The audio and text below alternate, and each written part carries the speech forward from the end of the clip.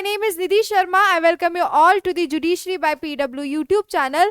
आज हम डिस्कस करने वाले हैं CRPC code of criminal procedure के इम्पॉर्टेंट जजमेंट 2024 के। अभी तक हमने फैमिली लॉ के इम्पॉर्टेंट जजमेंट्स देखे थे 2024 के, उससे पहले हमने कॉन्स्टिट्यूशन लॉ के इम्पॉर्टेंट जजमेंट देखे थे 2024 के। आज हम देखेंगे कोड ऑफ क्रिमिनल प्रोसीजर के इम्पॉर्टेंट जजमेंट 2024 के, जिसमें हम डिस्कस करेंगे केस का टाइटल, केस का नेम, केस में कौन से जजेस बैठे थे, बेंच, साइटेशन एंड उसी के साथ साथ फोरम की कहाँ का जजमेंट है। आज जो मैं आपको कराने वाली हूँ, जो मैंने लास्ट सेशन में भी कराए थे फैमिली लॉ में भी, उसमें भी मैंने सुप्रीम कोर्ट के जजमेंट कराए थे और आज भी मैं सिर्फ और सिर्फ सुप्रीम कोर्ट के judgement कराऊंगी।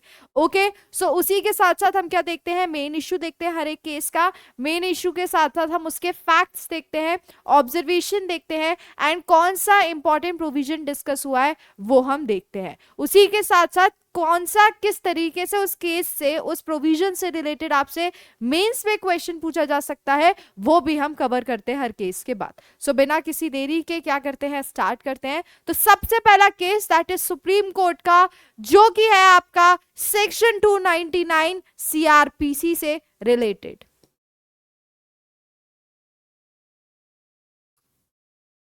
Witness statement recorded in absence of accused can be used as evidence if conditions in section 299 CRPC are fulfilled. Supreme court ने बोला है कि अगर विटनेस स्टेटमेंट रिकॉर्ड हुई है अक्यूज्ड के ना होने पे, अक्यूज्ड के एब्सेंस में, तो वो चीज पूरी तरीके से एविडेंस की तरह यूज हो सकती है अगर सेक्शन 299 CRPC के जो क्राइटेरिया है, जो कंडीशंस है, वो अगर फुलफिल हुई है तो वो बिल्कुल क्या हो सकती है, यूज हो सकती है।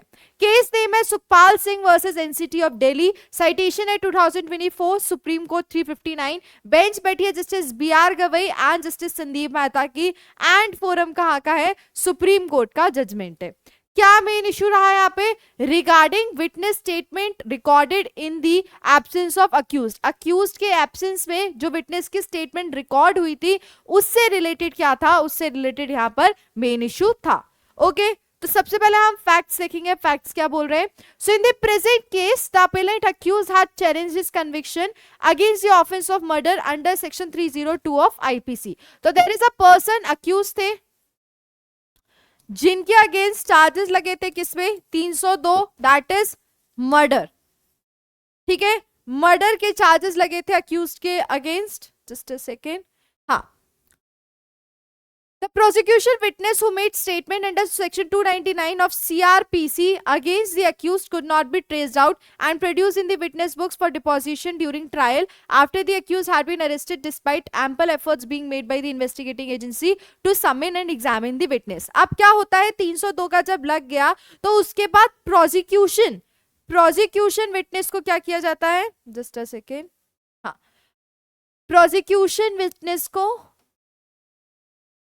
बुलाया जाता है। ठीक है, सो वो प्रोसिक्यूशन विटनेस क्या करता है, वो प्रोसिक्यूशन विटनेस अपनी जो स्टेटमेंट है वो 299 के हिसाब से क्या देता है, अक्यूज के अगेंस्ट देता है, बट वो उस टाइम पे क्या अक्यूज प्रेजेंट नहीं होता है और उसके बाद उसको बुलाया भी जाता है विटनेस को, लेकिन वो अक्यूज के सामने अपेयर नहीं होता, उसने अलग से क्या दे दी होती है, अपनी अलग से 299 CRPC के हिसाब से स्टेटमेंट दे दी होती है। Therefore, उसके बाद क्या होता है, ये चीज जब होती है कि भैया वो अक्यूज के सामने नहीं दी, तो अक्यूज बोलता है कि जब मेरे सामने नहीं दी तो वो स्टेटमेंट कैसे हम कंसिडर वैलिड मान ले, तो उसको, मेरे कन्विक्शन को क्या मैं चैलेंज कर रहा हूं, तो वो क्या करते हैं, अक्यूज ट्रायल कोर्ट में अपने कन्विक्शन को चैलेंज करते हैं। तो ट्रायल कोर्ट क्या करता है, Therefore, the court trial had justified the statement of the prosecution witness to be read as substantive piece of evidence and the High Court also upheld the judgment of the trial court। Trial court क्या बोलता है कि यहाँ पर जो witness ने statement दी थी, जो प्रोसिक्यूशन विटनेस ने अपनी स्टेटमेंट दी अक्यूज से रिलेटेड, उस विटनेस को हम सब्सटेंटिव पीस ऑफ एविडेंस की तरह यूज कर सकते हैं और हम इस केस में यूज भी कर रहे हैं। और कोर्ट ने क्लियरली बोला कि इसी बेसिस पे आप ये नहीं बोल सकते हो कि 299 CRPC के वजह से वो अलाउड नहीं है, बिल्कुल अलाउड है, क्योंकि स्टेटमेंट उन्होंने कंडीशन के हिसाब से दी। अगर अक्यूज वहां पर नहीं था तो इसका मतलब ये नहीं है कि वो जो अरेस्ट है वो क्या है, कन्विक्शन है वो इलीगल है। और क्लियरली कोर्ट ने बोला, ट्रायल कोर्ट ने, कि इसको हम क्या कर रहे हैं, सब्सटेंटिव पीस ऑफ एविडेंस की तरह यूज कर रहे हैं। जैसे ही ट्रायल कोर्ट ने ये ऑर्डर दिया उसके बाद ये ऑर्डर को कहाँ चैलेंज किया गया, अक्यूज ने हाई कोर्ट में चैलेंज किया, ये बोलते हुए कि ट्रायल कोर्ट ने ये चीज ऑर्डर दी है। तो जब हाई कोर्ट में चैलेंज किया तो हाई कोर्ट ने भी क्या किया, ट्रायल कोर्ट के ऑर्डर पे क्या लगा दिया, ठप्पा लगा दिया, ये बोलते हुए कि ये ऑर्डर सही है। जैसे ही हाई कोर्ट ने भी ठप्पा लगा दिया, अपहेल्ड कर दिया, उसके बाद पर्सन ने, अक्यूज ने कहा अप्रोच किया, सुप्रीम कोर्ट में अप्रोच किया। तो जब सुप्रीम कोर्ट में अप्रोच किया तो सुप्रीम कोर्ट ने क्या बोला, supreme court held that the statement of the prosecution witness recorded in the absence of the accused can be read as a substantive piece of evidence when the prosecution witness could not be traced out and produced in the witness box for deposition during trial after the accused had been arrested. Supreme court ने बोला कि अगर एक prosecution statement है, witness की statement है, वो witness ने स्टेटमेंट अगर अपनी पहले दे दी थी तो उस स्टेटमेंट को सब्सटेंटिव पीस ऑफ एविडेंस की तरह यूज किया जा सकता है।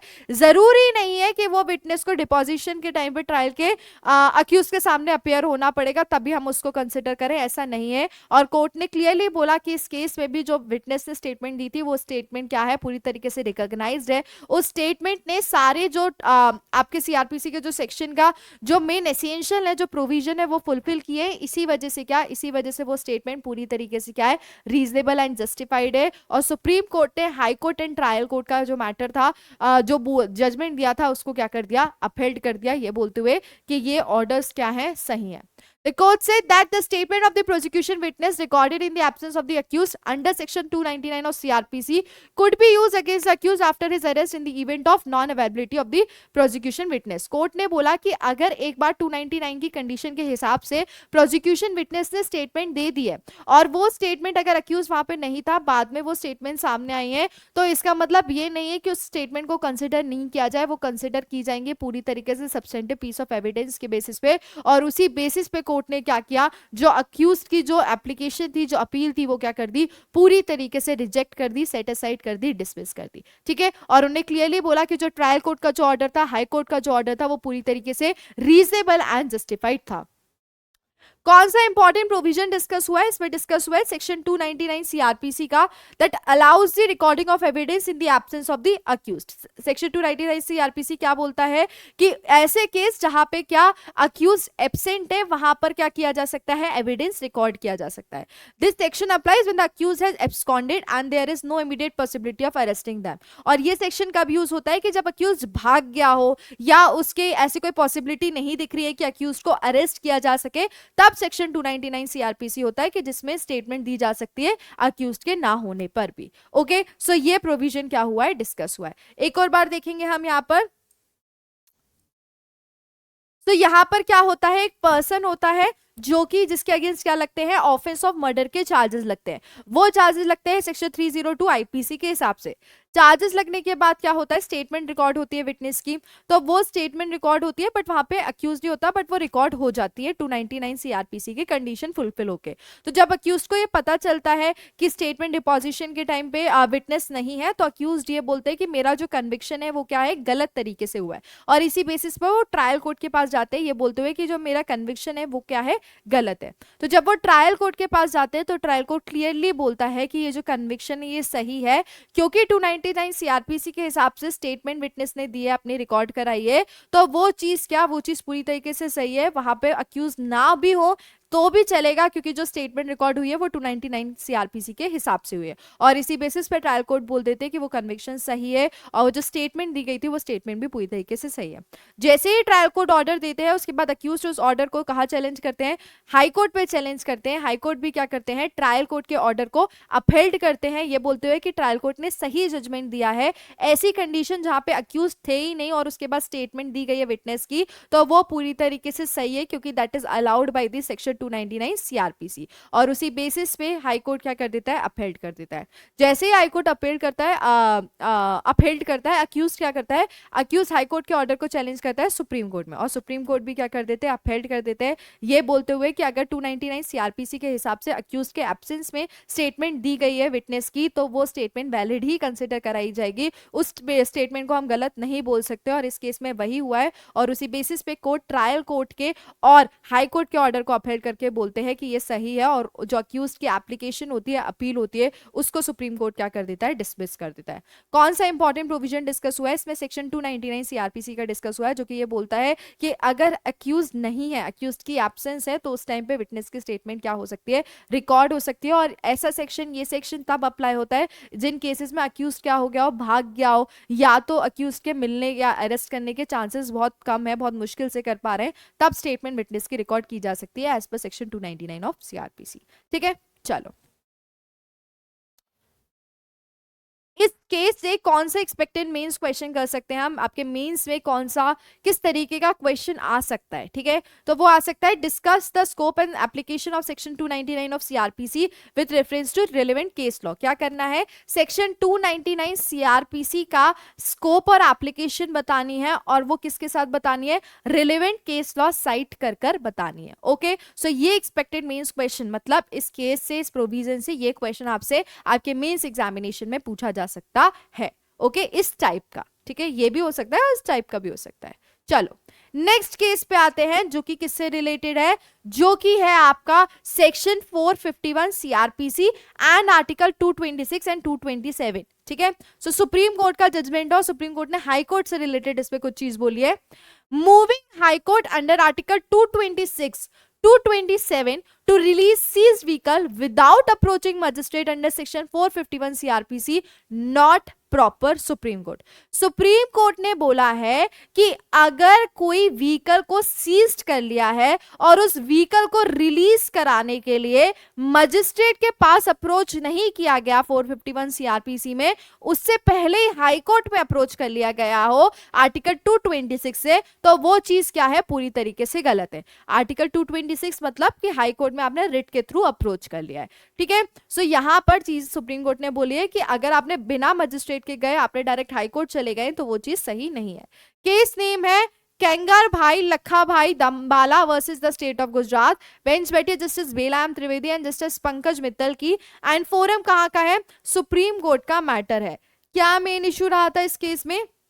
मेन इशू था वो क्या था, whether approaching the high court under article 226 227 of the constitution for the release of seized vehicle would be a proper remedy or not without approaching the magistrate under section 451 of CRPC। क्या कि मान लो अगर एक vehicle क्या हो गई है, seize हो गई है, तो उस व्हीकल से रिकवरी से रिलेटेड, पोजीशन से रिलेटेड 452 में सीआरपीसी में मजिस्ट्रेट के जाने के पास, आप मजिस्ट्रेट के पास जाना था लेकिन आप वहां नहीं गए, आप कहा जा रहे हो, हाई कोर्ट में जा रहे हो, तो क्या ये एक्शन सही रहेगा कि नहीं रहेगा, ये मेन इशू था इस केस में। क्या फैक्ट्स थे? The case relates to the seizure of the vehicle by the police which was allegedly carrying a huge quantity of liquor exceeding the prescribed quantity. So यहां पर क्या थी, एक व्हीकल बना लेते हैं हम। ठीक है, मेरी ड्राइंग पे मत जाना दोस्त। ओके, सो ये व्हीकल को क्या कर लिया जाता है, पुलिस इसको सीज्ड कर लेती है। क्यों सीज कर लेती है? क्योंकि इसमें क्या पाया जाता है, इसमें लिक्वर पाया जाता है, और वो लिक्वर जो होता है प्रिस्क्राइब्ड, जो प्रिस्क्राइब्ड लिमिट दी गई है ना कि आप इतना कैरी कर सकते हो, इतना कैरी कर सकते हो गाड़ी में, या जो भी लिमिट्स दिए हैं, उस लिमिट के साथ साथ उस लिमिट से क्या होता है, ज्यादा होता है उस गाड़ी में। ठीक है, तो जब लिमिट से ज्यादा होता है तो पुलिस जब चेकिंग कर रही होती है, जिसको हम बोलते हैं नाका, ठीक है, नाके पे जब पुलिस चेकिंग कर रही होती है तो वहां पर क्या होता है, वहां पे पता चलता है कि इस व्हीकल में क्या है, इस व्हीकल में एक प्रिस्क्राइब्ड लिमिट से, एक जो लिमिट सेट की है उससे ज्यादा क्या है, लिक्वर है। तो पुलिस क्या कर लेती है, वो व्हीकल को क्या कर लेती है, सीज कर लेती है, अपने कब्जे में कर लेती है। Okay, the appellant vehicle owner, आप ऑब्वियस ही बात है, जब व्हीकल क्या कर ली गई, सीज कर लिए, तो जो उसका ओनर है वो क्या होगा, परेशान होगा। तो जो अपेलेंट है, व्हीकल ओनर, वो क्या करते हैं, वो मजिस्ट्रेट को अप्रोच नहीं करते 452 सीआरपीसी है, बल्कि वो क्या करते हैं, डायरेक्टली अप्रोच करते हैं हाई कोर्ट को रिट जुरिस्डिक्शन में। 452 सीआरपीसी का ये बोलता है कि अगर किसी भी इंसान को व्हीकल से रिलेटेड, अगर उसकी व्हीकल क्या हो गई, सीज हो गई, उससे रिलेटेड अगर अप्रोच करना है कि उसकी व्हीकल कैसे मिलेगी, कैसे रिकवरी होगी, तो वो किसको करना चाहिए, मजिस्ट्रेट को करना चाहिए। यहां पर ये जो भाई साहब होते हैं, ये क्या हुए, ये थोड़े से स्मार्ट बने, इनने क्या किया, इनने मजिस्ट्रेट को अप्रोच नहीं किया 452 सीआरपीसी में, बल्कि ये कहा चले गए, ये चले गए हाई कोर्ट के पास, और हाई कोर्ट के पास किसके थ्रू गए, रिट के थ्रू गए, that is article 226 and 227। 226 and 227 से ये कहां चले गए, हाई कोर्ट के पास चले गए। तो जब हाई कोर्ट के पास चले गए, हाई कोर्ट ने तो मना कर दिया कि भैया हम तो एंटरटेन करेंगे ही नहीं। आपको पहले कहां जाना था, आपको पहले जाना था किसके पास, मजिस्ट्रेट के पास। जब क्लियरली सेक्शन 452 सीआरपीसी में बोला है कि अगर कोई व्हीकल सीज हो गई तो उसके बाद कहां पर आपको जाना है उससे रिलेटेड चीजें करने के लिए, दैट इज मजिस्ट्रेट के पास। अगर आप वहां नहीं जा रहे हो और मेरे पास डायरेक्टली हाईकोर्ट के पास आ रहे हो तो वो चीज सही नहीं है और हाईकोर्ट ने एंटरटेन करने से मना कर दिया। जैसे ही हाईकोर्ट ने एंटरटेन करने से मना किया उसके बाद ये कहा जाता है, ये जाते भैया सुप्रीम कोर्ट में पहुंचती है कहानी कि हाईकोर्ट ने हमें क्या कर दिया, मना कर दिया। तो जब सुप्रीम कोर्ट में कहानी पहुंचती है तो सुप्रीम कोर्ट बोलता है कि क्या बोलता है, ठीक है वो देखते हैं। चलो सुप्रीम कोर्ट बोलता है, the supreme court held that approaching the high court under article 226 227 of the constitution for the release of the seized vehicle would not be a proper remedy without approaching the magistrate under section 451 CRPC। Supreme Court क्या बोलता है, Supreme court बोलता है कि मेरे दोस्त मेरे भाई सबसे बड़ी चीज समझो क्या, कि आपको जब आपकी व्हीकल सीज हुई थी उस टाइम पे 452 सीआरपीसी के हिसाब से मजिस्ट्रेट के पास जाना था, ना कि स्मार्ट बन के हाई कोर्ट के पास जाना था। इनडायरेक्टली वही बोला है सुप्रीम कोर्ट ने, ठीक है। तो सुप्रीम कोर्ट ने क्लियरली बोला कि ऐसी कंडीशन जहां पे एक व्हीकल को क्या कर लिया हो, सीज कर लिया हो, तो उसका भैया प्रोविजन हमारे पास है सीआरपीसी में, तो उस प्रोविजन के थ्रू हम जाए ना, 452 में आप जाते। उसके बाद अगर वो मजिस्ट्रेट का कुछ आपको एंटरटेन नहीं करता या मजिस्ट्रेट मना कर देता या मजिस्ट्रेट के ऑर्डर से तुम सेटिस्फाई नहीं होते, उसके पास तुम्हारे पास पूरी तरीके से पावर थी कि तुम हाई कोर्ट जाओ, सुप्रीम कोर्ट जाओ, लेकिन वहां पर भी पहले तो बेकार जाना होता, हाई कोर्ट जाना होता, उसके बाद तुम सुप्रीम कोर्ट जाते।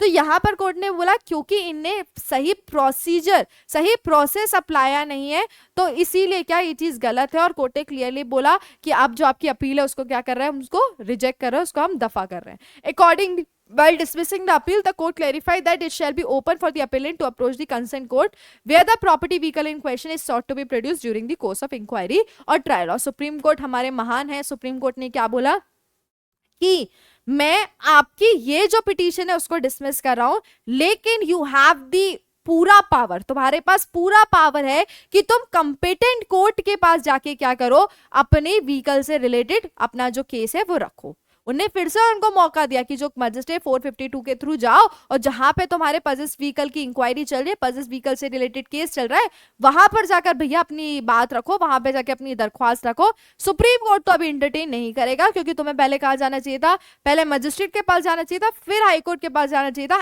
एंड अगर हाईकोर्ट नहीं करता उसके बाद सुप्रीम कोर्ट के पास आना था। तुम डायरेक्ट ही चल रहे हो, तो इसीलिए क्या उन्होंने बोला कि आपकी पिटीशन को हम डिसमिस कर रहे हैं, but you have the option कि आप क्या कर सकते हो, अप्रोच कर सकते हो 252 सीआरपीसी के हिसाब से किसको, मजिस्ट्रेट को, ठीक है। और ये चीज सुप्रीम कोर्ट ने क्लियरली बोली और इनकी पिटीशन को क्या कर दिया, डिसमिस कर दिया, सेट असाइड कर दिया। कौन सा इंपॉर्टेंट प्रोविजन बेटा डिस्कस हुआ है इसमें डिस्कस हुआ है सेक्शन 451 सीआरपीसी का, जो कि बोलता है allows a court to order the custody and disposal of property during a criminal course. इसमें क्या होता है, पावर होती है कोर्ट के पास कि वो क्या करेंगे, वो कस्टडी और डिस्पोजल कर सकते हैं प्रॉपर्टी की, मतलब व्हीकल भी इंक्लूड होगा, जो भी क्रिमिनल केस चलता है उसके टाइम पे। This includes property that produce in court और in its custody. The purpose of this section is to ensure that property is handled properly while the case is pending, ठीक है। तो यहाँ पर जो मेन चलता है वो प्रॉपर्टी किससे रिलेटेड चलता है, जो मेन इशू है प्रॉपर्टी का, मतलब जो केस में पकड़ के आई है उस प्रॉपर्टी से रिलेटेड। और क्या मेन पर्पस है सेक्शन का कि भैया वो जो प्रॉपर्टी है जब तक केस चल रहा है उसकी क्या रहे, उसकी सेफ्टी रहे, उसका सारा चीजों पे क्या रखे, ध्यान रखे, इसीलिए 452 का क्या है, 452 का प्रोविजन लगाया गया है। ओके, मैंने 452 डिस्कस किया था ना, सॉरी 451, मैं 452 बोली जा रही, 451 सॉरी 451 सीआरपीसी। ओके, एक और बार देखेंगे। तो एक भाई साहब थे, वो क्या कर रहे थे, एक दिन अपनी व्हीकल चला के जा रहे थे। ये व्हीकल थोड़ी सी ज्यादा खराब है ना, हाँ, ये व्हीकल चला के जा रहे थे रास्ते पे। तो रास्ते पे जब जा रहा था, मैं तो गड्डी चला रहा था, तो वहां पे जब जा रहे थे तो वहां पे जाते टाइम क्या हुआ, व्हीकल भैया नाका सबको पता है, नाका मतलब पुलिस चेकिंग, ठीक है। नाके पे क्या हुआ, पुलिस चेकिंग चल रही थी। ओके, जिसको हम चेक पोस्ट भी बोलते हैं। तो वहां पे जब पुलिस चेकिंग चल रही थी तो वहां पे इन भाई साहब को क्या कर लिया गया, इनके भाई साहब की गाड़ी चेक की गई। गाड़ी में से निकलता है क्या, लिक्वर, और वो लिक्वर जो लिमिट होती है उससे ज्यादा होता है। एक लिमिट होती है कि आप कितना लिक्वर कैरी कर सकते हो कार में, गाड़ी में, उससे क्या होता है, उससे ज्यादा होता है। तो ऑब्वियस सी बात है फिर पुलिस वाले इनको छोड़ेंगे तो नहीं, इनकी पूजा तो उतारेंगे नहीं। उसके बाद क्या करते हैं पुलिस वाले, इनकी जो व्हीकल है, गाड़ी को क्या कर लेते हैं, सीज कर लेते हैं, जब्त कर लेते हैं। जैसे ही जब्त करते हैं तो ऑब्वियस सी बात है जो व्हीकल ओनर है वो ये तो नहीं बोलेगा कि हाँ ठीक है आपने सीज कर लिया अब आप रख लो, नहीं। व्हीकल ओनर क्या हुआ, परेशान हुआ, और उसने क्या किया, उसने डायरेक्ट हाई कोर्ट के पास चला गया, वो आर्टिकल 226 227 में। बल्कि उसको कहा जाना था 451 सीआरपीसी के हिसाब से कहा जाना था, उसको मजिस्ट्रेट के पास जाना था, ठीक है। 451 सीआरपीसी के हिसाब से उसको मजिस्ट्रेट के पास जाना था, लेकिन वो भाई साहब कल चले गए, हाई कोर्ट पे चले गए। तो जब हाई कोर्ट पे गए तो हाई कोर्ट ने उनकी एप्लीकेशन का एंटरटेन करने से मना कर दिया, ये बोलते हुए कि पहले आपको मजिस्ट्रेट के पास जाना था फिर मेरे पास आना था। तो जैसे ही हाई कोर्ट ने मना किया उसके बाद ये कहां पे गए, सुप्रीम कोर्ट में गए कि हाई कोर्ट ने मुझे क्या कर दिया, मना कर दिया। तो जब सुप्रीम कोर्ट में गए तो सुप्रीम कोर्ट ने क्लियरली बोला कि यही बोला जाता है कि अगर कोई व्हीकल सीज्ड हुआ है, मतलब अगर एक प्रॉपर्टी सीज्ड हुई है तो उससे रिलेटेड जो रिकवरी है, उसका डिस्पोजल कैसे करना है, वो सारी चीजें कौन देखेगा, मजिस्ट्रेट देखेगा। और उसके लिए आपको कैसे अप्लाई करना पड़ेगा, 451 सीआरपीसी से अप्लाई करना पड़ेगा। और कोर्ट ने क्लियरली बोला, हाँ, कोर्ट ने क्लियरली बोला कि 451 सीआरपीसी से आपको करना पड़ेगा। आपने क्या किया, आपने 451 पे नहीं गए, लेकिन आप डायरेक्ट कहाँ चले गए, डायरेक्ट हाई कोर्ट चले गए, जो चीज पूरी तरीके से गलत है। और कोर्ट ने बोला कि ऐसे मैटर जहां पे प्रॉपर्टी से रिलेटेड या मतलब ऐसी चीज जो कि सीज्ड है उससे रिलेटेड पहले कहाँ जाना चाहिए, 252 सीआरपीसी में जाना चाहिए, ना कि हाई कोर्ट में। Okay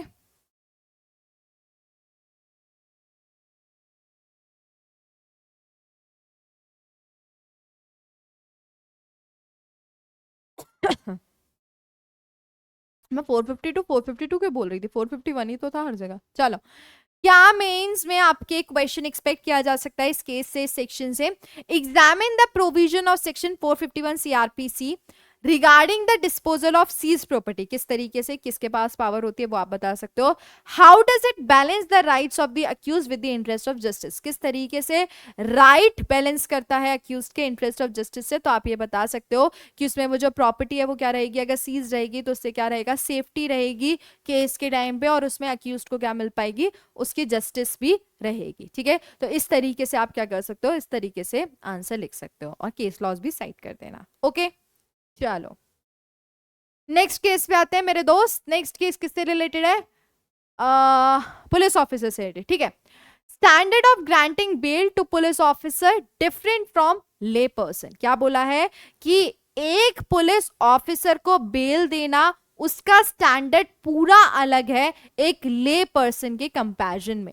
supreme Court cancels bail of cop accused of wrongful arrest. और सुप्रीम कोर्ट ने क्या कर दिया, बेल को कैंसिल कर दिया एक कॉप का, पुलिस कॉप का, जिसके ऊपर क्या जो बोल रहा था कि मेरा क्या है, रॉन्गफुल अरेस्ट हुआ, उसने रॉन्गफुल अरेस्ट किया था, तो इस वजह से उसको क्या उस बेल के लिए अप्लाई किया था, बट मना कर दिया कोर्ट ने। केस नेम है the state of Jharkhand versus Sandeep Kumar. Citation है 2024 सुप्रीम कोर्ट 205। बेंच बैठी है justice Vikram Nath and justice Sanjay Kumar की, एंड फोरम कहाँ का है, सुप्रीम कोर्ट का जजमेंट है।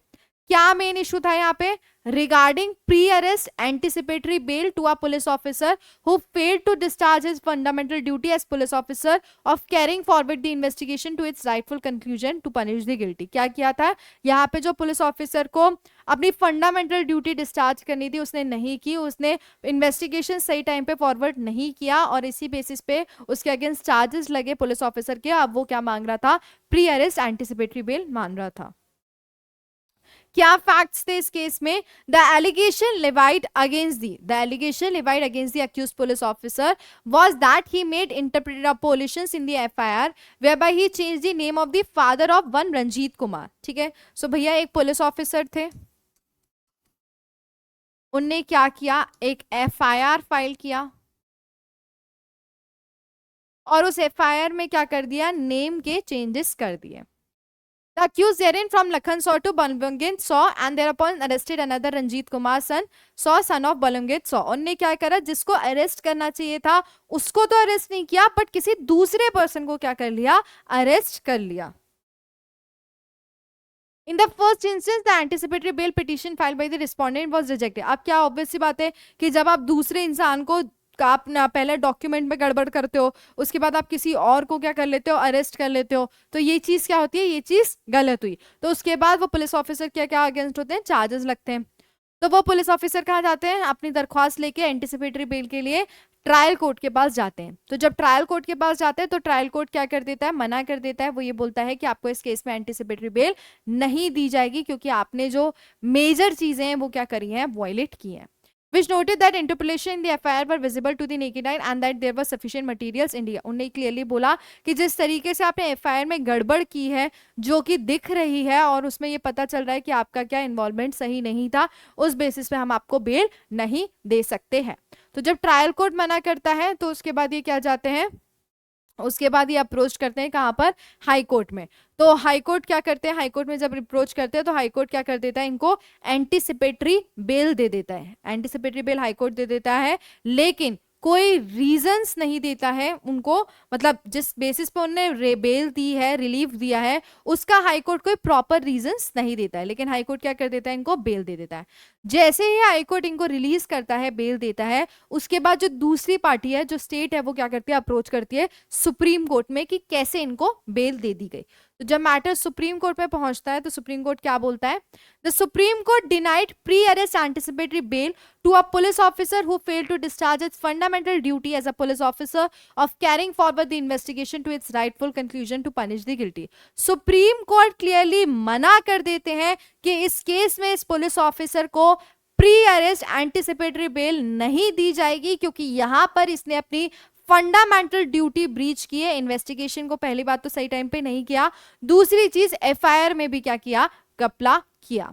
उसी के साथ सुप्रीम कोर्ट क्या बोलता है, the bench file reversing the high court decision. जो हाई कोर्ट ने प्री अरेस्ट बेल दे दी थी ना, उसके डिसीजन को रिवर्स करके बोलते हैं an accuse facing the prospect of incarceration if proven guilty of such offences would be entitled to the relief of pre arrest bail. क्या बोले कि अगर कोई भी ऐसे ऑफेंसेस जो हैं ऐसे दिखते हैं कि जो ऑफेंसेस सीरियस नेचर के नहीं, या इनने कोई गड़बड़ नहीं की थी, ये बता देते कि ये गिल्टी नहीं है, तो उस केस में क्या, उस केस में pre arrest bell condition consider की जाती है. ऐसी नहीं कि जहां पे दिख रहा है कि आप इन्वॉल्व हो, आपने इन्वेस्टिगेशन नहीं किया, आपने ब्रीच ऑफ ड्यूटी किया, उस केस में नहीं मिल सकती है.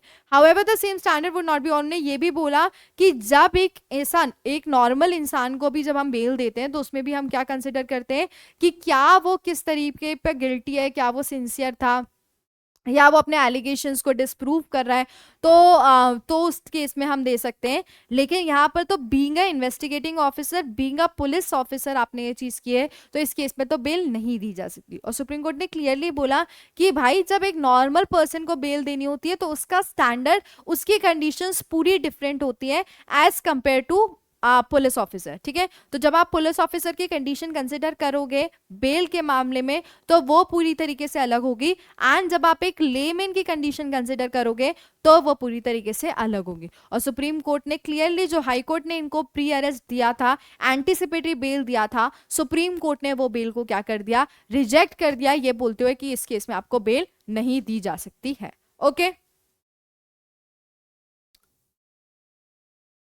ठीक है. तो एक और बात देखेंगे, एक पुलिस ऑफिसर थे जिनको एक पर्सन को अरेस्ट करना था, बट उनने क्या किया, जब वो एफआईआर कर रहे थे तो उसमें क्या हुआ, उसमें गलत तरीके से उनने क्या किया, इधर उधर नाम कर दिए. ठीक है, तो जब इधर उधर नाम किए तो उसके बाद उनने किसी दूसरे पर्सन को क्या कर दिया, अरेस्ट कर दिया. तो जब नाम में भी गड़बड़, अरेस्ट भी गड़बड़, इन्वेस्टिगेशन में भी घपला, तो उसके बाद उन पुलिस ऑफिसर के अगेंस्ट क्या लगे, चार्जेस लगे कि उन्होंने अपनी फंडामेंटल ड्यूटी को क्या किया है, ब्रीच किया है, जो उनकी ऑफिशियल ड्यूटी थी उसको ब्रीच किया. तो जब चार्जेस लगे उसके बाद क्या होता है, उसके बाद जो पुलिस ऑफिसर है वो क्या करते हैं, प्री अरेस्ट एंटिसिपेटरी बेल के लिए ट्रायल कोर्ट में अपील करते हैं कि उनको बेल दे दी जाए. बट ट्रायल कोर्ट क्या कर देता है, मना कर देता है, ये बोलते हुए कि आपकी जो फंडामेंटल ड्यूटी थी आपने वही ब्रीच कर दिया है. एक बार नहीं, आपने एफआईआर में भी वही चीज की, आपने गलत पर्सन का अरेस्ट कर लिया, आपने इन्वेस्टिगेशन में गड़बड़ की, इसीलिए क्या, इसीलिए आपको एंटिसिपेटरी बेल ग्रांट नहीं की जाएगी. जैसे ही ट्रायल कोर्ट मना कर देता है तो जो पुलिस ऑफिसर होते हैं वो हाई कोर्ट में अप्रोच करते हैं। तो जब हाई कोर्ट में अप्रोच करते हैं तो हाई कोर्ट क्लियरली बोलते हैं क्या कि यहाँ पर हम इनको क्या दे रहे हैं, एंटिसिपेटरी बेल दे रहे हैं, बट हाई कोर्ट उसके कोई रीजंस नहीं बताता है कि क्यों वो उनको रिलीफ दे रहे हैं या क्यों उनको वो रिलीज कर रहे हैं। तो जैसे ही हाई कोर्ट एंटिसिपेटरी बेल देता है तो हाई कोर्ट के ऑर्डर को चैलेंज किया जाता है दूसरी पार्टी की तरफ से सुप्रीम कोर्ट में। तो जब सुप्रीम कोर्ट में मैटर जाता है तो सुप्रीम कोर्ट क्लियरली बोलता है ऐसे केसेस जहां पे क्या पुलिस ऑफिसर ने गड़बड़ की है तो उस केस में बहुत ही ध्यान से आपको बेल देने का क्राइटेरिया कंसिडर करना है। इस केस में सुप्रीम कोर्ट ने बोला इस केस में क्लियरली दिख रहा है कि उन्हें एफआईआर में गड़बड़ की, इस केस में क्लियरली दिख रहा है कि उन्होंने इन्वेस्टिगेशन में गड़बड़ की, इस केस में क्लियरली दिख रहा है कि उनने क्या दूसरे पर्सन को अरेस्ट किया, इस बेसिस पे उनको एंटिसिपेटरी बेल नहीं दी जा सकती। और सुप्रीम कोर्ट ने जो हाई कोर्ट ने उनको एंटिसिपेटरी बेल दी थी उस ऑर्डर को भी सुप्रीम कोर्ट ने क्या कर दिया, पूरी तरीके से रिजेक्ट कर दिया, ये बोलते हुए कि ये चीज अलाउड नहीं है। और क्लियरली सुप्रीम कोर्ट ने बोला कि जो स्टैंडर्ड है बेल का वो नॉर्मल पर्सन के लिए तो अलग होता ही है बट डिफरेंट होता है किसके लिए, पुलिस ऑफिशियल के लिए भी, ठीक है। और उसी बेसिस पे सुप्रीम कोर्ट ने मना कर दिया कि आपको बेल नहीं देगी और उनका जो हाई कोर्ट का ऑर्डर था वो भी क्या कर दिया, डिसमिस कर दिया। ओके चलो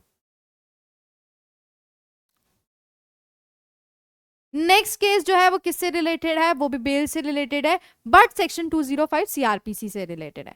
section 205 CrPC, court can exempt accuse from personal appearance before grant of bail, Supreme Court. क्या सेक्शन 205 सीआरपीसी के हिसाब से कोर्ट ने क्या बोला है, सुप्रीम कोर्ट ने, जस्ट अ सेकेंड,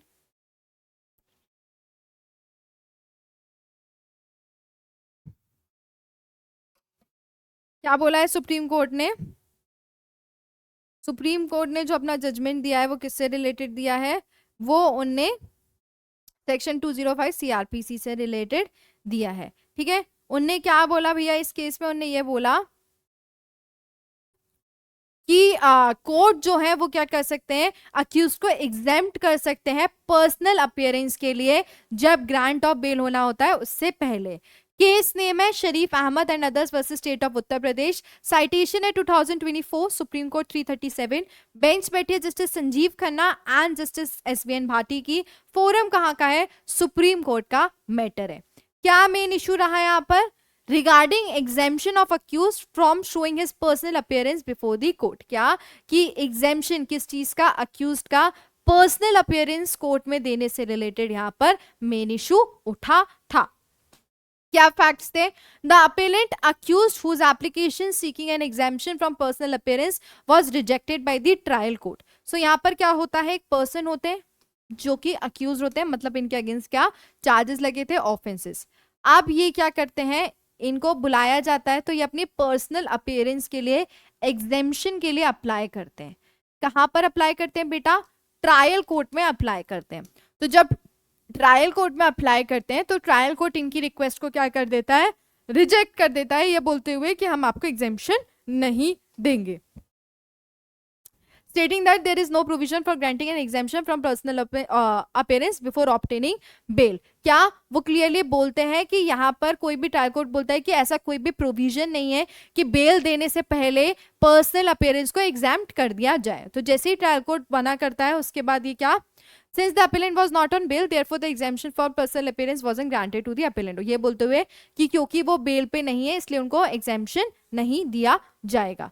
तो जैसे ही ट्रायल कोर्ट ये करते हैं तो वो हाई कोर्ट में अप्रोच करते हैं बट हाई कोर्ट से भी सही रिलीफ नहीं मिलता। उसके बाद ये कहाँ जाता है, मैटर सुप्रीम कोर्ट में जाता है। तो सुप्रीम कोर्ट क्या बोलता है, Supreme Court observe that even before the grant of bail the accused can be exempted from showing his personal appearance before the court. Court ने बोला कि ये हम अभी ऐसे कंडीशंस देखते हैं कि जहां पे बेल के बाद वो उसको एग्जेम्पशन के लिए अलाउ कर दिया जाता है पर्सनल अपीयरेंस का अक्यूज्ड का, बट ऐसे केसेस जहां पर बेल मिली नहीं है, बेल मिलने से पहले भी क्या हो सकता है, एग्जेम्पशन हो सकता है पर्सनल अपीयरेंस अक्यूज्ड का, ये चीज सुप्रीम कोर्ट ने बोली। The court observe that there is no provision in the CrPC requiring the accused to take bail before seeking exemption from personal appearance before the court. और court ने ये बोला कि कोई भी प्रोविजन नहीं है सीआरपीसी में कि वो बेल लेना ही जरूरी है अगर आपको एग्जेम्पशन वाली चीज चाहिए तो।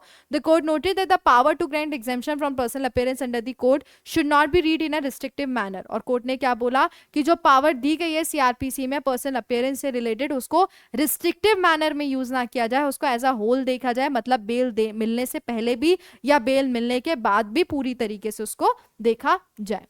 Further, the court said that the magistrate, while exercising his discretionary power under Section 205 of CRPC, may dispense with the personal attendance of the accused while issuing summon and allow them to appear through their pleader. Court ने clearly बोला कि जो 205 CRPC में बोला है उसके हिसाब से क्या, उसके हिसाब से मजिस्ट्रेट अलाउ कर सकते हैं कि वो पर्सन को एग्जेम्प्ट करें पर्सनल अटेंडेंस के लिए, और वो पर्सन क्या अपने प्लीडर के थ्रू क्या कर दे, अपेयर कर दे। ठीक है, और सुप्रीम कोर्ट ने क्लियरली बोला कि जो ट्रायल कोर्ट ने रिजेक्ट किया था वो गलत था, बिल्कुल वो जो पर्सनल अपीयरेंस है वो एग्जाम्प्ट हो सकती है और वो क्या कर सकते हैं, अपने प्लीडर के थ्रू अपीयर कर सकते हैं। ओके, कौन सा इंपॉर्टेंट प्रोविजन डिस्कस हुआ है यहाँ पे? डिस्कस हुआ है सेक्शन 205 सीआरपीसी का, जो कि बोलता है allows a magistrate to permit an accuse to appear by their lawyer instead of in person. क्या कि वो अलाउ करता है अक्यूज पर्सन को कि वो क्या करें, अपेयर करें किसकी तरफ से, लॉयर के थ्रू, अपने मतलब खुद की जगह वो लॉयर की तरह थ्रू अपने आप को अपेयर करें। The magistrate can also direct the accuse to appear in person at any stage of the proceedings. But magistrate के पास ये भी पावर होती है कि वो मजिस्ट्रेट पावर दे सकते हैं, बोलते हुए अक्यूज को अपनी पावर यूज करते हुए मजिस्ट्रेट ये बोल सकते हैं कि वो कभी भी अपेयर होंगे किसी भी प्रोसीडिंग्स में, तभी ये चीज लगती है। ओके, तो एक और बात देखेंगे, एक पर्सन थे जिनके अगेंस्ट चार्जेस लगे थे, तो वो चार्जेस लगने के बाद वो क्या हो गए, अक्यूज्ड बन गए। तो अक्यूज्ड बनने के बाद उनने क्या हुआ, जो पूरा इन्वेस्टिगेशन सब चल रहा था, तो उसके बाद उनने ट्रायल कोर्ट में क्या किया, उनको बेल नहीं मिली थी, तो ट्रायल कोर्ट ने उन्हें अप्रोच किया कि उनकी जो पर्सनल अपीयरेंस है उसमें उनको क्या मिल जाए, एग्जेम्पशन मिल जाए एज पर 205 सीआरपीसी। बट जो ट्रायल कोर्ट है वो क्या कर देता है, मना कर देता है कि 205 सीआरपीसी के हिसाब से अगर हम कंसिडर करें तो उसमें बेल के पहले आपको एग्जेम्पशन नहीं दिया जा सकता है। और ट्रायल कोर्ट क्लियरली बोलता है कि इस तरीके का कोई भी प्रोविजन सीआरपीसी में नहीं दिया है कि बेल के पहले एग्जेम्पशन दे दिया जाए। कोर्ट ने बोला क्योंकि यहाँ पर अभी आप बेल पे रिलीज नहीं हुए हो, इसीलिए आपको एग्जेम्पशन नहीं दिया जाएगा। तो ट्रायल कोर्ट ने इनकी जो पिटीशन थी, एप्लीकेशन थी, वो डिसमिस कर दी। उसके बाद ये अक्यूज ने अप्रोच किया हाई कोर्ट ने, हाई कोर्ट ने भी इंटरटेन नहीं किया। उसके बाद इनने कहा अप्रोच किया सुप्रीम कोर्ट में। तो जब ये मैटर सुप्रीम कोर्ट में गया तो सुप्रीम कोर्ट ने क्लियरली बोला कि जो 205 सीआरपीसी का है, सेक्शन 205 सीआरपीसी का, उसमें क्लियरली बोला है कि वो मजिस्ट्रेट क्या कर सकता है, वो पर्सन को अलाउ कर सकता है उसके प्लीडर के थ्रू अपेयर होने के लिए। क्योंकि इस केस में भी वही हुआ कि वो एग्जामिशन मांग रहे थे, लेकिन कोर्ट ये बोल रहे हैं कि बेल के पहले मांग रहे हैं, तो ऐसा नहीं है, बेल के पहले भी वो चीज़ अलाउ की जा सकती है। और कोर्ट ने बोला कि जो सेक्शन 205 है उसको आधा अधूरा ना देखें, उसको रिस्ट्रिक्टिव वे में ना देखें, उसको पूरी तरीके से देखें। उसमें ये ना बोले कि बेल के पहले एग्जामिशन नहीं मिल सकता, बेल के बाद मिलेगा, ये चीज़ कहीं से कहीं तक नहीं है। और कोर्ट ने बोला कि इस केस में भी इस पर्सन को जो एग्जामिशन मांग रहे हैं पर्सनल अटेंडेंस का, वो मिलेगा और वो अपने लॉयर के थ्रू क्या कर सकते हैं, अपेयर कर सकते हैं। और कोर्ट ने ट्रायल कोर्ट के ऑर्डर को क्या कर दिया, डिसमिस कर दिया। ठीक है, और सेक्शन 2 आपका 205 क्या हुआ है, इसमें डिस्कस हुआ है। क्या मेंस क्वेश्चन एक्सपेक्ट कर सकते हैं हम इस सेक्शन से, इस केस से? Discuss the scope and significance of section 205 CRPC which allows exemption from personal appearance। क्या करना है, 205 CRPC का स्कोप और सिग्निफिकेंस बताना है, जो कि क्या करता है, अलाउ करता है पर्सनल अपीयरेंस का एग्जेम्पशन, और किस तरीके से वो राइट अक्यूज के सेफगार्ड करता है जुडिशियल एफिशिएंसी एक्सरसाइज करते हुए। ठीक है, तो ये चीज आपको क्या करना है, ये चीज आपको बतानी है। सो ये मेंस क्वेश्चन क्या कर सकता है, ये मेंस क्वेश्चन एक्सपेक्ट कर सकते हैं इस सेक्शन से रिलेटेड और इस केस से रिलेटेड। ओके, चलो नेक्स्ट केस पे आते हैं। नेक्स्ट केस है हमारा किसका, सेक्शन 391 सीआरपीसी से रिलेटेड। ठीक है, किससे रिलेटेड है, सेक्शन 391 सीआरपीसी से related. Party who wasn't diligent at trial can't seek to produce additional evidence at appeal stage Supreme Court। Supreme court ने बोला है कि जो पार्टी डिलीजेंट नहीं थी ट्रायल पे, वो पार्टी प्रोड्यूस नहीं कर सकती है एडिशनल एविडेंस, और वो भी अपील स्टेज के टाइम। ये चीज सुप्रीम कोर्ट ने बोली। केस नेम है Ajit Sinha Chehuji Rathod versus state of Gujarat and another. Citation है 2024 सुप्रीम कोर्ट 64। बेंच बैठी है justice B R Gavai, justice Sandeep Mehta, and forum कहाँ का है, सुप्रीम कोर्ट का मैटर है। ठीक है, क्या मेन इशू था इस केस में? Regarding a party who was not diligent in producing evidence at the trial stage of a criminal case. किससे रिलेटेड? कि जो पार्टी जो कि डिलीजेंट नहीं थी ट्रायल के टाइम पे, अब वो क्या चाह रही है कि वो एविडेंस कब प्रोड्यूस करे, अपना किसमें, अपीलेंट स्टेज में करे, ट्रायल में नहीं किया था उनने। So an appeal challenging the refusal of the appellant court to accept additional evidence under section 391 CRPC in the appeal filed by the accused against his conviction in a check dishonor case. So यहाँ पर क्या थे, एक accused थे और वो accused किस में हुए थे? चेक डिसोनर हो गया था,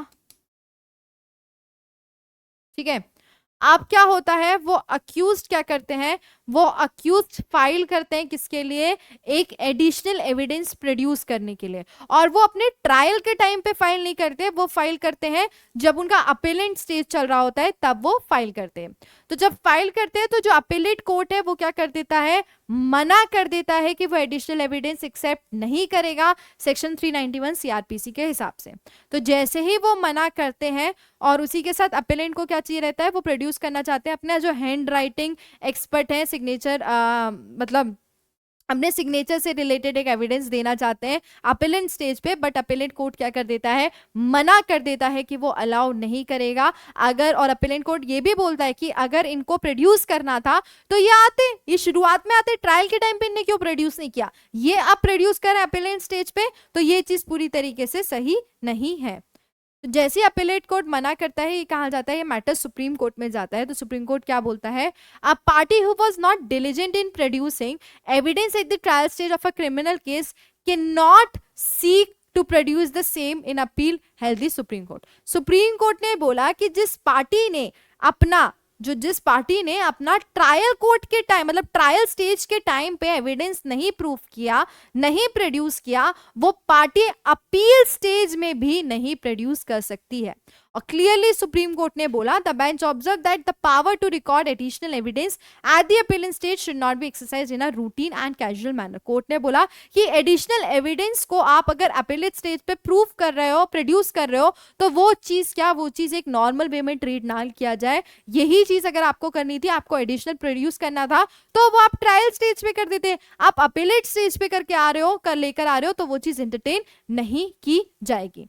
Noting that the power under section 391 can only be exercised only if the appellant was prevented from presenting such evidence in the trial despite। और कोर्ट ने बोला कि वो चीज अपीलेंट स्टेज पे तभी अलाउड होता है, तब अलाउड होगा जब ट्रायल कोर्ट पे आपको नहीं किया, मतलब ट्रायल स्टेज पे नहीं किया, मतलब जब ट्रायल स्टेज चल रही थी तब मना कर दिया हो कि भैया आप प्रोड्यूस नहीं करोगे, तो आप अपीलेट स्टेज पे जाके एडिशनल प्रोड्यूस कर सकते हो। बट इस केस में आप ट्रायल में तो डिलीजेंट थे ही नहीं, आपने ट्रायल में पेश ही नहीं किया, तो आपको रोकेगा कैसे कोई? तो जब आपने पेश नहीं किया, उसके बाद आप अपीलेट स्टेज पे आके पेश कर रहे हो, अपीलेट स्टेज पे आके प्रोड्यूस कर रहे हो, तो वो चीज गलत है। और कोर्ट ने इनकी जो एप्लीकेशन थी, पिटीशन थी, वो क्या कर दी, डिसमिस कर दी।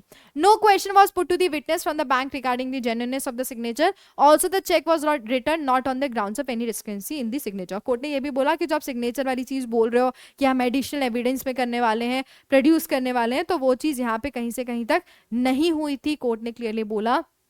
और कोर्ट ने बोला कि आप एडिशनल स्टेज पे वो चीज एंटरटेन नहीं करवा सकते हो। ओके, कौन सा इंपॉर्टेंट प्रोविजन डिस्कस हुआ है यहाँ पे, सेक्शन 391 सीआरपीसी का, जो कि बोलता है empowers an appellant court to take additional evidence in a criminal appeal if it deems necessary, allowing the court to either take the evidence itself or direct a lower court to take it provided the court records its reason। क्या बोला है कि यहाँ पर section 391 में ये बताया गया है कि वहां पर पावर होती है कोर्ट के पास, अपीलेट कोर्ट के पास, कि वो एडिशनल एविडेंस को क्या कर सके, अपील के टाइम पे अलाउ कर सके। लेकिन अपील के टाइम पे तभी अलाउ करने की पावर होती है जब उनको पहले स्टेज में, ट्रायल स्टेज में एविडेंस देने से मना कर दिया हो या प्रोड्यूस करने से मना कर दिया हो, तो ही वो अपील में अलाउ करते हैं 391 में, वरना नहीं करते। ओके, सो एक और बार देखेंगे, यहाँ पर हम एक पर्सन थे जिनके अगेंस्ट चार्जेस लगे थे डिसऑनर से रिलेटेड, चेक डिसऑनर से रिलेटेड। तो उनने क्या किया, उनने ट्रायल के टाइम पे उनको एक सिग्नेचर से रिलेटेड जो डॉक्यूमेंट प्रोड्यूस करना था, वो ट्रायल स्टेज के टाइम पे उन्हें नहीं किया। उनने अपीलेट, मतलब जो अपीलेट स्टेज होती है, अपील में जाके क्या किया, अप्लाई किया।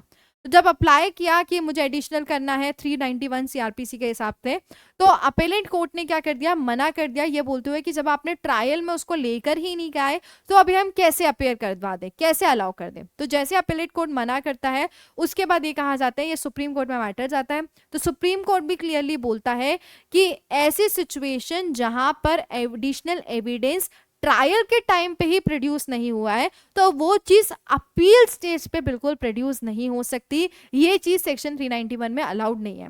कोर्ट ने बोला कि सेक्शन 391 में ऐसे केसेस एंटरटेन किए जाते हैं जहां पर आपने ट्रायल स्टेज पे एविडेंस तो प्रोड्यूस किया, बट वो एविडेंस को किसी ने प्रोड्यूस करने से रोक लिया, रोक लगा दी, तो आप जाके 391 सीआरपीसी में अपील कर सकते हो, अपीलेट कोर्ट के पास जा सकते हो।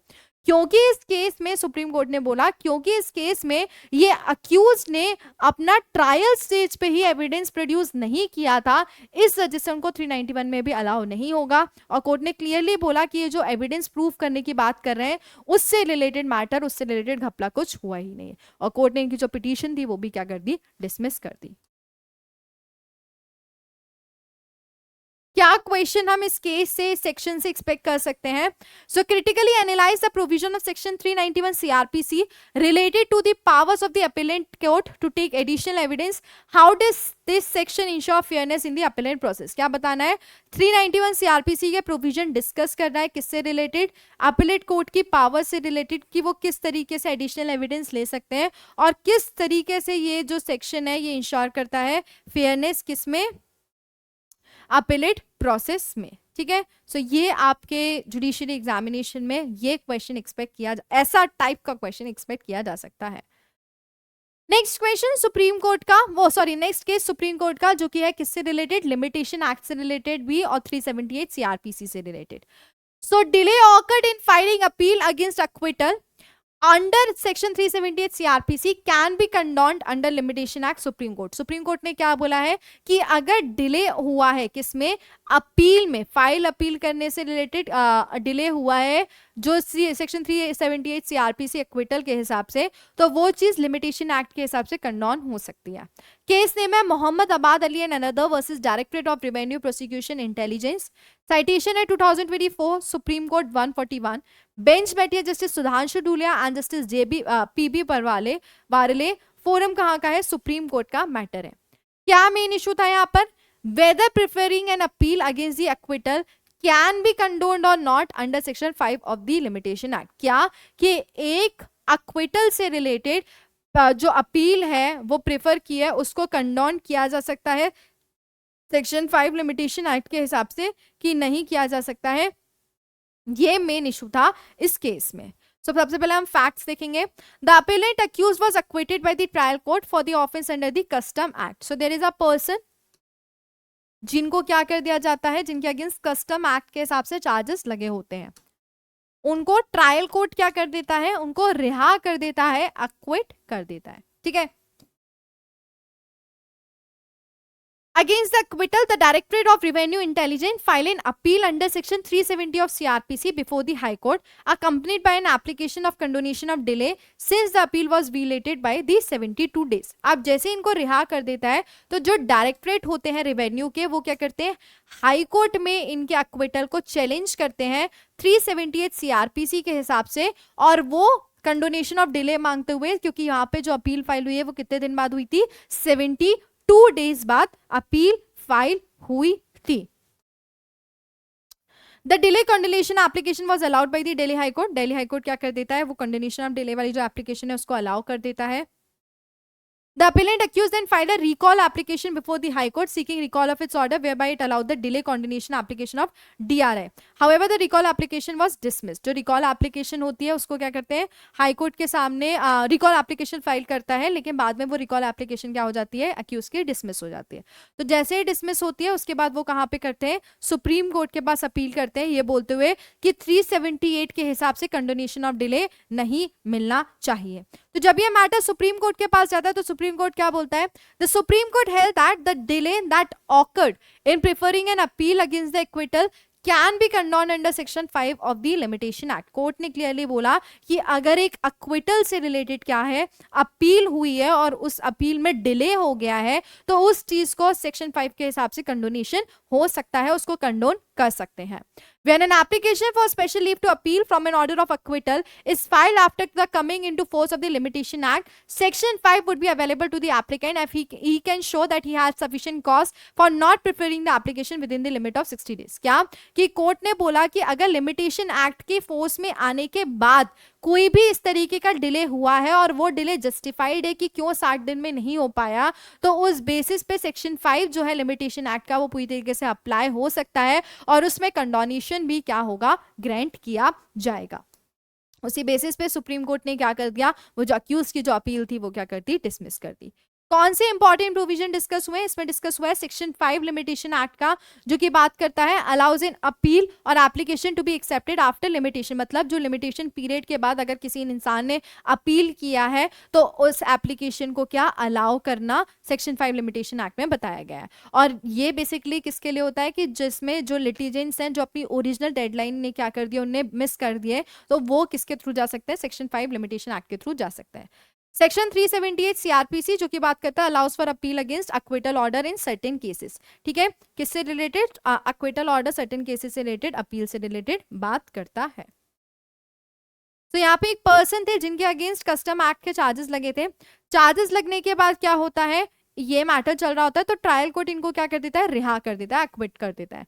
ट्रायल कोर्ट रिहा करने के बाद सारी चीजें होने के बाद ऑलमोस्ट 72 डेज के बाद हाई कोर्ट में जाके जो डायरेक्टरेट होते हैं वो अपील करते हैं ये बोलते हुए कि ये जो हुआ है, ये जो एक्विटल किया है, ये एक्विटल सही नहीं है, और उसी बेसिस पे वो सेक्शन 378 के हिसाब से और आपका लिमिटेशन एक्ट के हिसाब से अप्लाई करते हैं। दिल्ली हाई कोर्ट क्या कर देता है, कंडोनेशन ऑफ डिले वाली चीज भी अलाउ कर देता है और बोल देता है कि हाँ ये जो एक्विटल है वो सही नहीं हुआ। तो दिल्ली हाई कोर्ट जब ये करता है तो जो अक्यूज है वो क्या करते हैं, रिकॉल एप्लीकेशन करते हैं, बट रिकॉल एप्लीकेशन क्या हो जाती है, उनकी डिसमिस हो जाती है। उसके बाद अक्यूज कहाँ जाते हैं, सुप्रीम कोर्ट जाता है। तो सुप्रीम कोर्ट क्लियरली बोलता है कि ऐसी अपील जो कि जस्टिफाइड है कि इतने दिन में का डिले क्यों हुआ, तो वो चीज कंडोनेशन हो सकती है। सेक्शन 378 सीआरपीसी के हिसाब से अगर यहाँ पे एप्लीकेशन है तो उसमें भी कंडोनेशन ऑफ डिले लग सकता है सेक्शन 5 लिमिटेशन एक्ट के हिसाब से।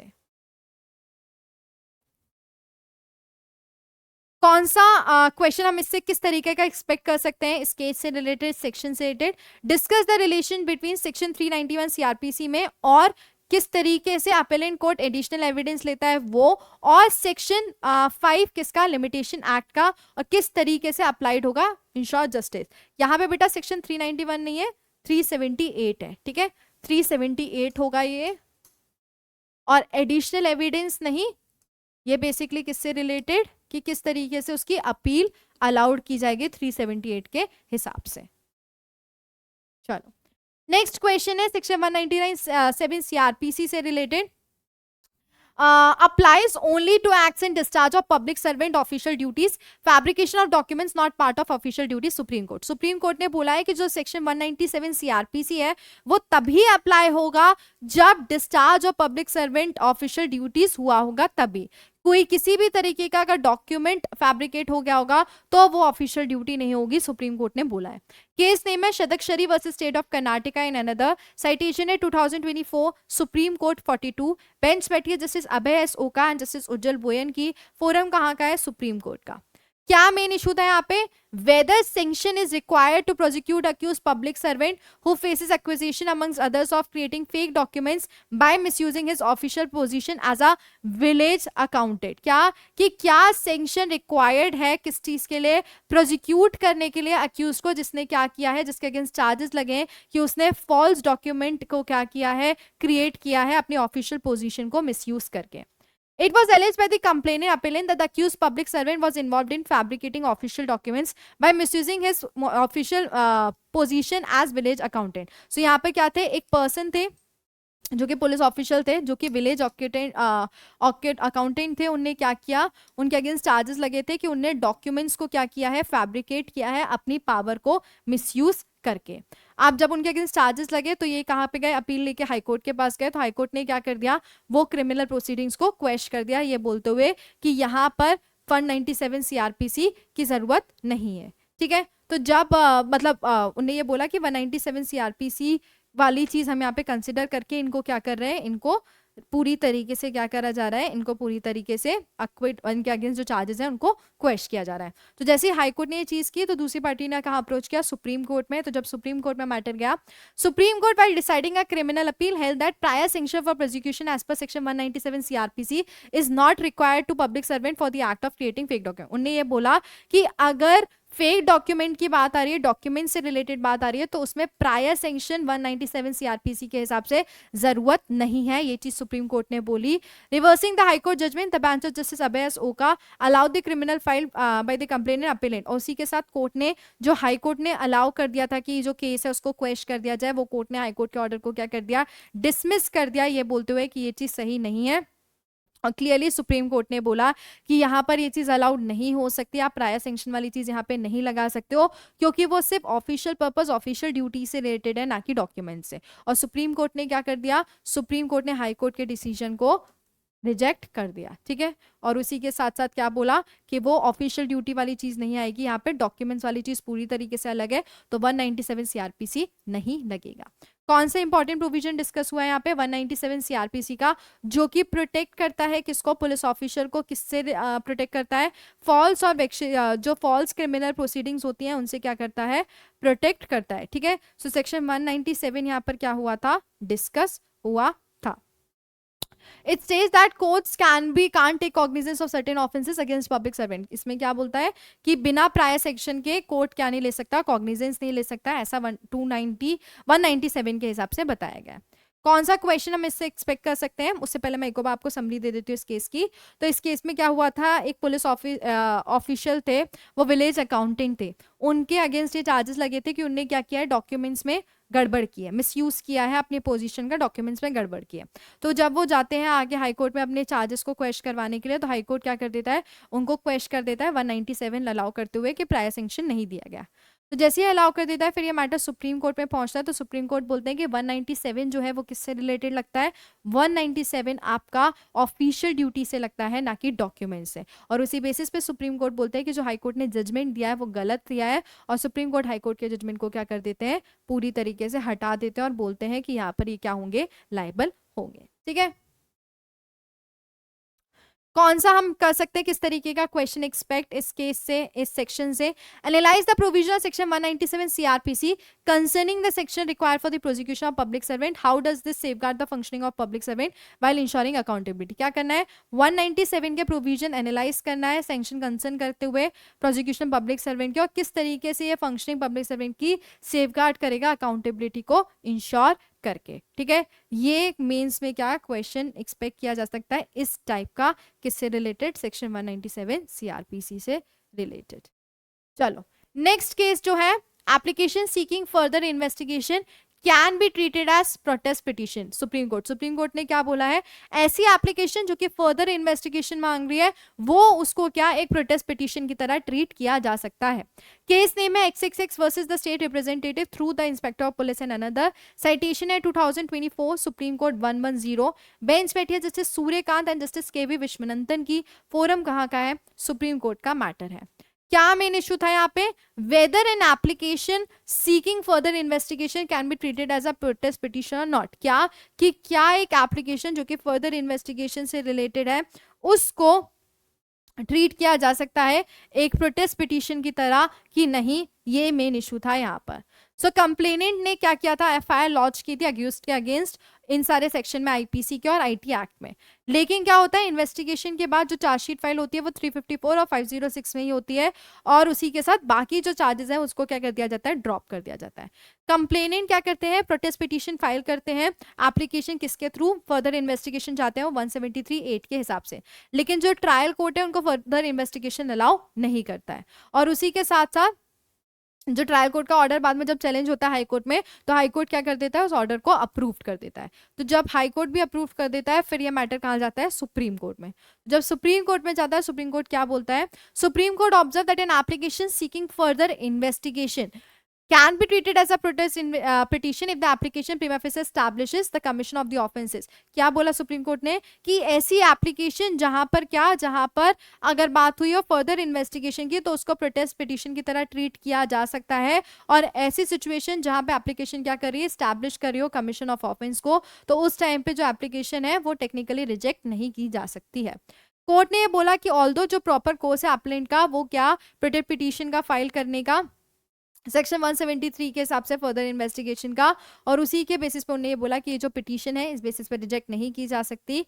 ये चीज सुप्रीम कोर्ट ने क्लियरली बोली, और अकॉर्डिंगली कोर्ट ने क्या किया, अलाउ किया, और जो ऑर्डर थे कोर्ट्स के वो क्या कर दिए, सेट असाइड कर दिए. ठीक है. सो यहाँ पे एक पर्सन थे जिनके अगेंस्ट चार्जेस लगे थे, बहुत सारे केसेस में कंप्लेनेंट ने लगाए थे, बट जब चार्जशीट फाइल हुई तो सिर्फ 2 सेक्शंस को एंटरटेन किया गया, बाकी सारे ड्रॉप कर दिए.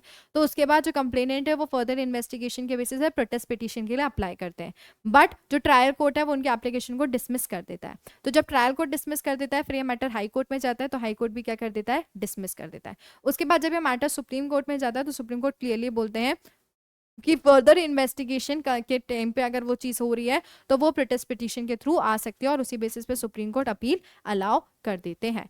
कौन सा इंपॉर्टेंट प्रोविजन डिस्कस हुआ है, 173 सब क्लास 8, जो कि अलाउ करता है फर्दर इन्वेस्टिगेशन किससे related into an offence after report has been submitted to the magistrate. It also allows the police to submit a supplementary report to the magistrate if they obtain new evidence. ठीक है. सो ये सारे judgements थे, ठीक है, किसके, CrPC के, code of criminal procedure के 2024 के इंपॉर्टेंट जजमेंट. और मैं जब इंपॉर्टेंट बोल रही हूँ तो मैंने यहाँ पे सारे जो आपके एग्जाम पर्सपेक्टिव से रिलेटेड है वही लिए, फालतू का कोई भी केस नहीं लिया है. ठीक है. So this is all about this session, और उसी के साथ मिलते हैं नेक्स्ट सेशन में. तब तक के लिए अपना ध्यान रखो, अच्छे से प्रिपेयर करो. Bye bye, take care, thank you.